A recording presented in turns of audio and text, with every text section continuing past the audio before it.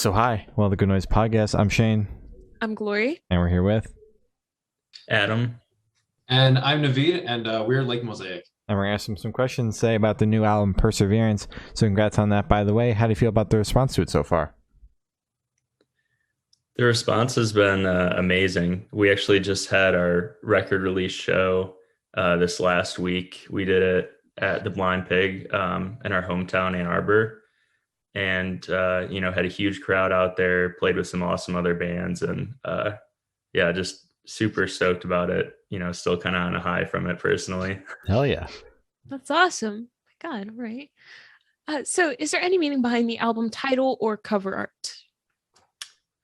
Yeah, so I guess I'll start with the cover art piece because that kind of came first. We're in Michigan, and that's the Great Lakes state. Mm-hmm. We're always at the lake. We did a lot of the album recording on Lake Michigan, so we kind of picked that as a theme, and a lot of the lyrics kind of have that nautical theme throughout it. So we had the idea of doing Lake Michigan, and then so the artist, he's a great artist, took some liberties, like he made like a mountain in the background, which isn't really Lake Michigan. Mm-hmm. But when we saw it, we're like, oh, that's actually really dope. So, Yeah. and I mean, it could be Lake Superior, certainly. So that's kind of where the artwork came from. Perseverance, it's our title track and the name of the album. And I know that was a big theme for Matt, our vocalist. And it's the idea is just going through personal traumas, really just persevering and picking yourself up and getting through hardships. So All right. Mm-hmm. So can you tell us a little bit about your writing process for this album? Yeah, so writing process, it was a little bit different than it will be going forward, pretty much just because at the very beginning, it wasn't really a band yet. I demoed out about 3 or 4 of the songs before I started bringing people in on the project. And at the time, I was actually working with a different vocalist. She unfortunately had to leave because of a health problem that didn't allow her to sing. Mm-hmm. But then after that, I brought in Ben, the bass player, and our previous rhythm guitarist, Eben, and became much more collaborative instrumentally for the rest of the record. And then, there was a bit of a period where we didn't have a vocalist, and Matt came in after all the instrumentals are finished, and then we like 3 of us collaborated on vocals together. So it was a little bit weird for this record, but it really all came together in the end, and we're all super stoked on it. I think it will be all around more collaborative in the future for sure, but it worked out. All right, fair enough. Perfect. So I want you to tell us your favorite lyric off this album and the meaning behind it. Oh yeah, I can actually. Oh man, I wish I had the lyrics in front of me to read off, but I think it's something along the lines of "Seasons change, and so can we." It could have been just you and me. Adam, can you finish it for me?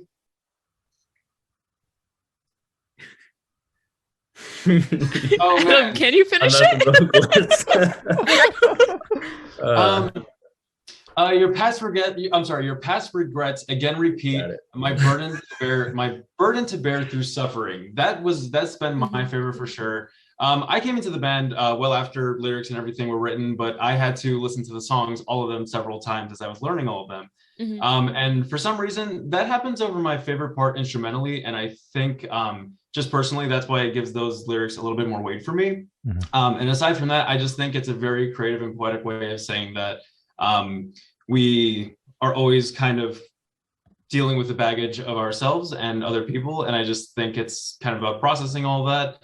And again, I just find it very poetic, and it's very appropriate over the part that it goes over. That's my favorite. All right. Yeah.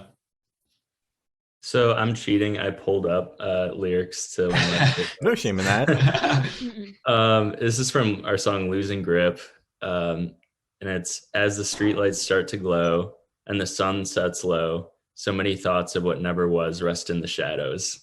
And I don't really have a reason for it. I just love like how poetic that is. And like for some reason it feels very nostalgic to me. Like just brings back certain memories, and it's a cool line. Hell yeah. It's a All pretty right. cool line. So how'd the track list for the album come about? Did you guys write the opener be the opener, closer be the closer? Did you shuffle around, see what fits? What was that process like? I'm sorry, for the order of the record. So that was pretty much all our vocalist Matt, because the theme is very much his own. I know we talked about it a little bit, but he pretty much sent me the order and I was like, yep, that's it. So Okay.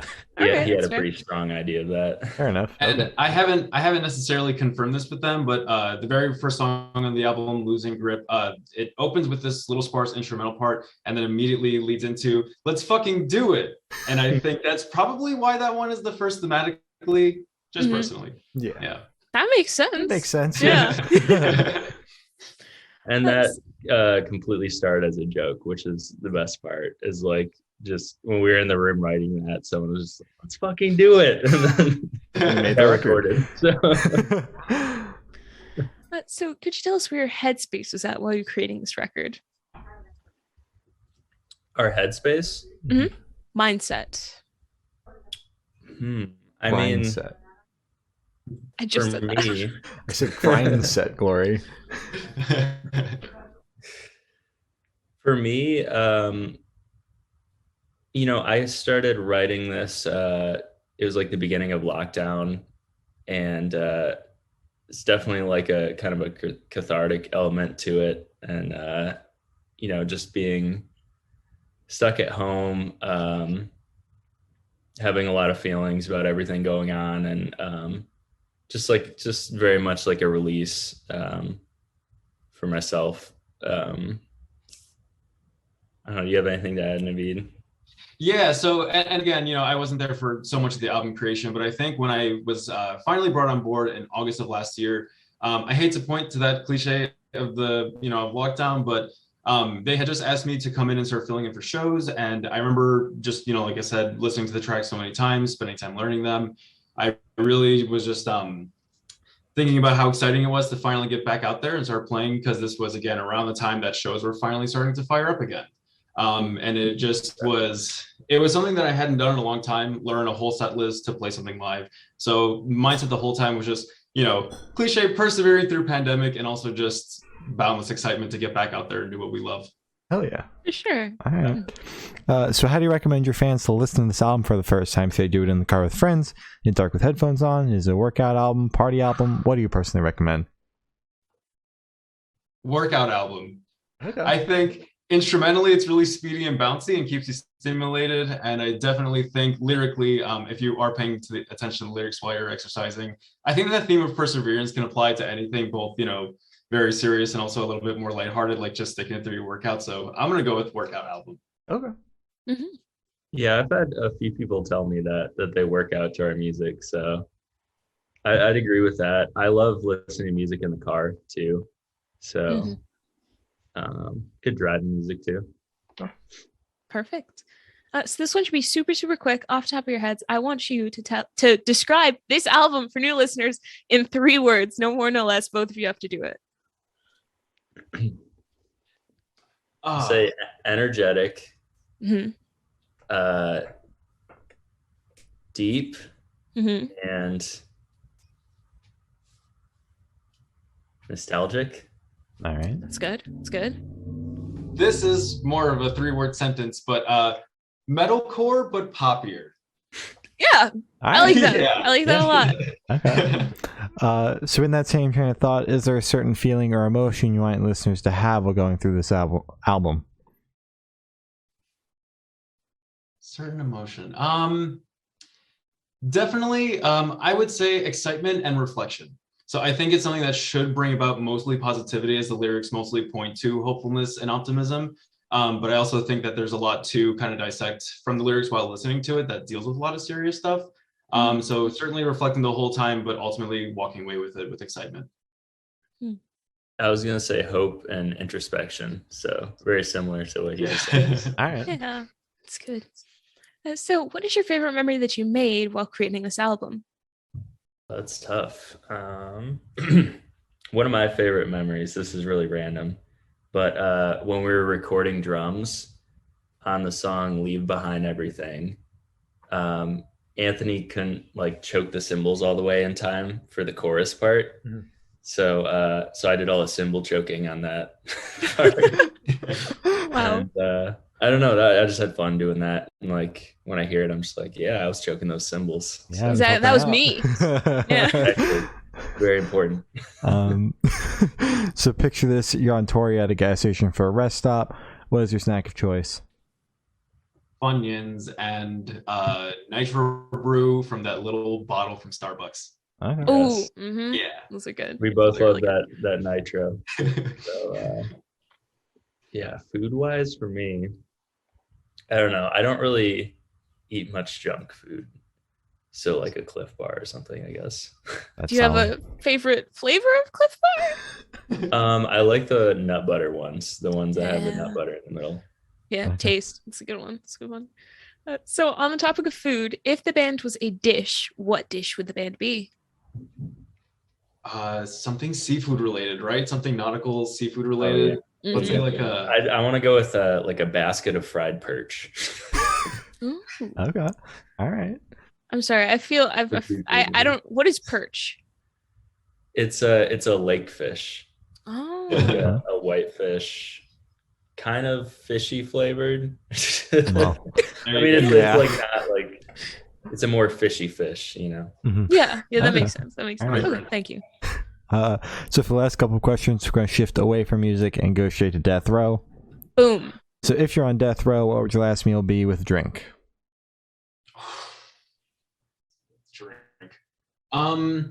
It would be for me a bottle of tonkatsu ramen with soju and water, if I can have two. Okay. Yeah. Okay. Yeah. Easy decision for me. You're right on it. Don't even have to think. I love that. I love that. I love sushi, so Mhm.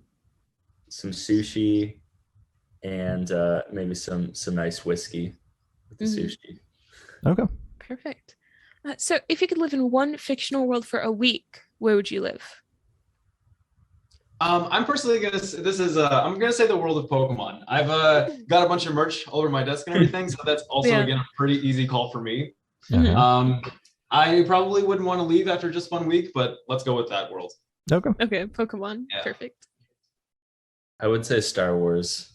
Yeah, I'm a big Star Wars fan, so I don't know which world in Star Wars because there's so many, but That sounds so stressful either way. Yeah. yeah, I guess a little bit stressful. just a little. Just a little tired bit. of coming back. Yeah. So I've been on asking the last question, and every single person we've spoken to have said that it is the most important question. What's your favorite color? Purple, easy. Ooh, good Green. Solid Good as color. well. All right. color. Barney. Sorry. So as I said, that's all the questions we have today. Is there anything that you guys would like to plug? I mean, definitely check out our debut album, Perseverance. We're on TikTok, Instagram, Facebook. Feel free to hit us up. We're pretty responsive on there. Love talking to fans.